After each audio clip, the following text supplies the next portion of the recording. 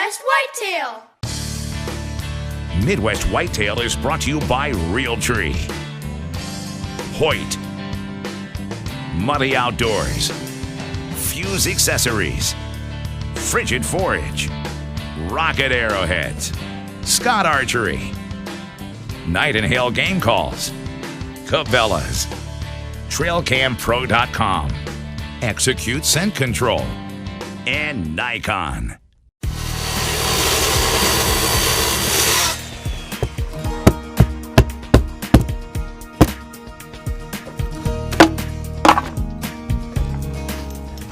Welcome to Midwest Whitetail. We've got an action-packed episode for you this week.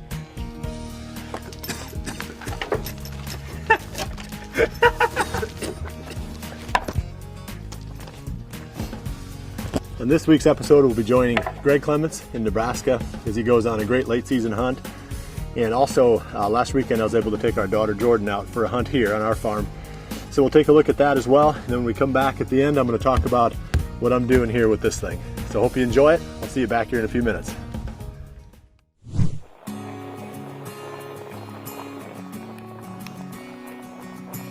Today is December 6th, and we are in Nebraska right now. We're up in the northeast part of the state hunting on Mike Lott's farm. We've got about 3 or 4 inches of snow on the ground, and it's about 10 degrees out, so it's perfect. This kind of weather is going to get the deer up and feeding, and Mike has several frigid forage Big-N-Beasty turnip plots that the deer are just hammering right now. So this spot is a transition between a big block of timber and the turnip plot. And it's a perfect little pinch between the native grass and the tree line here. It's 27 yards to the edge. So any deer that come in between here are going to be within easy bow range. And we are looking for a particular buck that Mike calls guard dog. He's a big mature 8-pointer that has big sweeping brow tines. Really cool buck. We've got 3 days to get it done, and I feel like we're in a good spot tonight.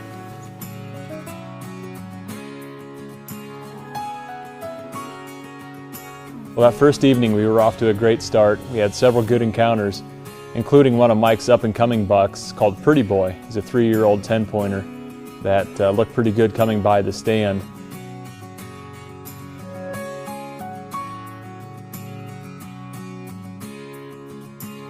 The second evening we hunted another stand set back in the timber, and that hunt was a bit of a bust. We only had a doe and a fawn that came by close, and we couldn't get a shot at the doe. So our last evening, we had a northwest wind. We decided to go for broke. We went and sat one of the best stands on Mike's farm. It overlooks a 2-acre Big-N-Beasty turnip plot. The stage was set, the weather was perfect. Now all we needed was a mature 8-pointer to come within bow range.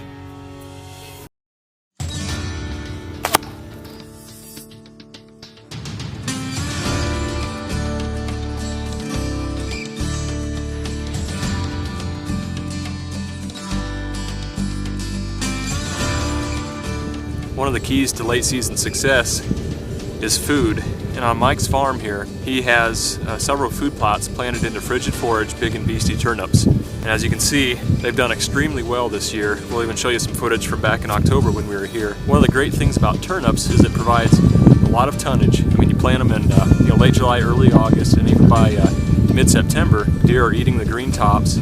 Very attractive and will feed deer all the way from early to mid-September through January, February when they're still feeding on the bulbs. So we've had a lot of success with them, and if you're considering food plots, this is an excellent choice. Tonight we're going to be sitting in a stand right on a food plot, so I would expect we're going to see quite a few deer. Hopefully we'll get a crack at a mature buck tonight, and if not, we'll help Mike out and try to take a doe.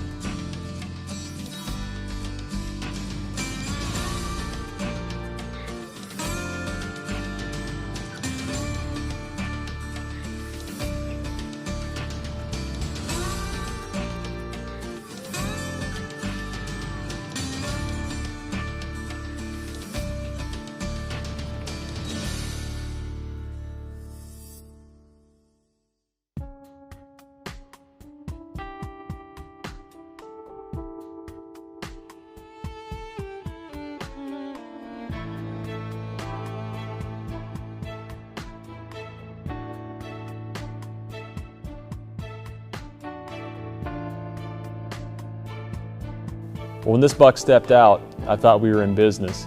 He's a fully mature buck. He has an 8-point frame, except this is a 1/8-pointer that I can't shoot on Mike's farm. It's a deer that he has 4 years of history with. It's a buck that he'd like to shoot, and I can't blame him for that. He's a stud of a buck, and we had the privilege to be able to watch him. You could tell he was the boss, pushing other deer around, and we watched him feed on turnips for probably 20 minutes before light finally faded. And that concluded our hunt in Nebraska. But even though we didn't put a tag on a mature buck, it was a great trip. The weather was perfect. I love that late season hunting, cold, snowy weather, and the frigid forage Big-N-Beasty food plots came through for us. We had action the entire time, and I can't wait to go back.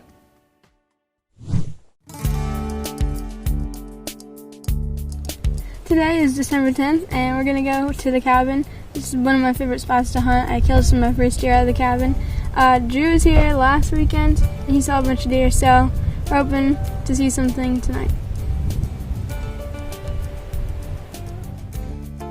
I got our daughter Jordan out last Saturday, which was opening day for Iowa's second shotgun season. We went to one of our favorite spots, which is the cabin. Quite a few deer came out. We had probably 5 or 6 different does and 3 or 4 different bucks. There was one buck that was interesting, but he was too far away. I didn't really get a good chance to see much about him, but he might have been a candidate.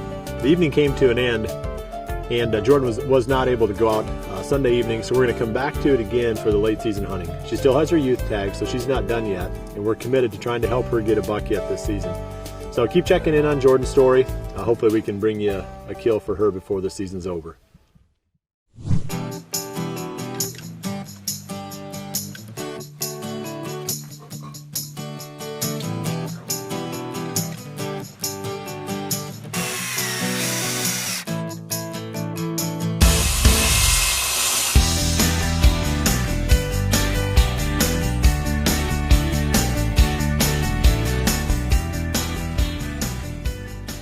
I don't really like hunting out of blinds all that much. I like being out in the wide open spaces where you can see well and you have the wind blowing through your hair.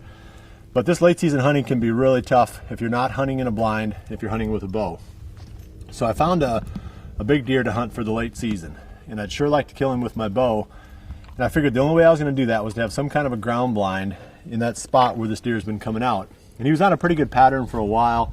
We're starting to lose him now a little bit on the trail cameras, but hopefully, it's just temporary and he'll be back on that same pattern again. I've got to get this thing finished and brushed in and put this thing out in that spot where we've been seeing this big deer.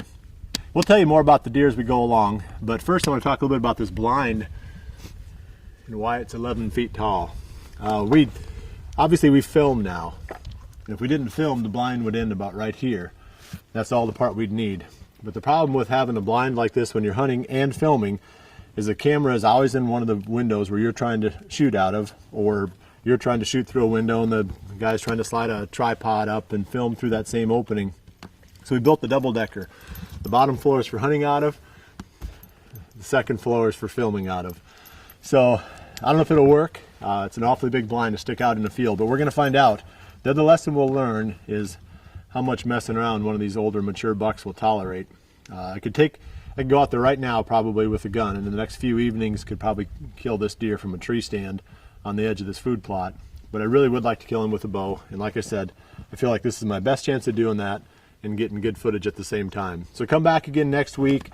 By then, I'm guessing that we'll be hard at it. I'll at least have the camera out and the blind out, and we'll know if this big buck is still using that field or not, or if we've scared him away with the winky skyscraper here. Either way, should be entertaining. We appreciate you joining us this week, and we'll see you right back here again next week for the next episode of Midwest Whitetail. And remember to always dream big. I mean, you'd have to work out really perfect. Part of the time he's right here.